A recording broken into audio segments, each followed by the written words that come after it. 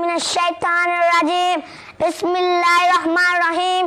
আজকের বক্তব্যের শুরুতে আমি স্মরণ করেছি হাজার বছরের শ্রেষ্ঠ বাঙালি জাতির জনক বঙ্গবন্ধু শেখ মুজিবুর রহমানকে।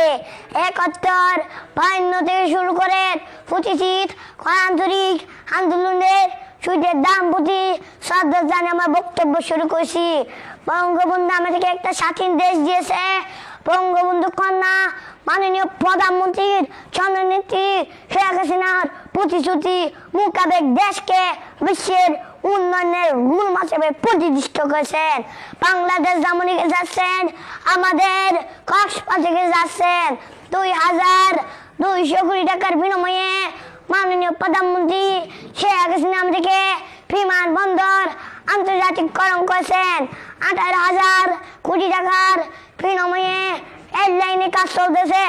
৫,০০০ কোটি টাকার বিনিময়ে মাননীয় প্রধানমন্ত্রী শেখ হাসিনা আমাদেরকে ক্যান্টনমেন্ট দিয়েছেন।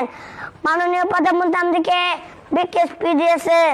মাননীয় প্রধানমন্ত্রী আমাদেরকে সমুদ্র গবেষণা কেন্দ্র দিয়েছেন। আন্তর্জাতিক প্রতিষ্ঠান দিয়েছেন। মেডিকেল কলেজ দিয়েছেন। রুট দিয়েছেন। মাননীয় প্রধানমন্ত্রী আমাদেরকে প্রতি ঘরে ঘরে বিদ্যুৎ দিয়েছেন।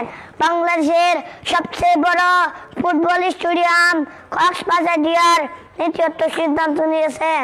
শেখ হাসিনার সরকার বারবার দরকার। জয় বাংলা, জয় বঙ্গবন্ধু।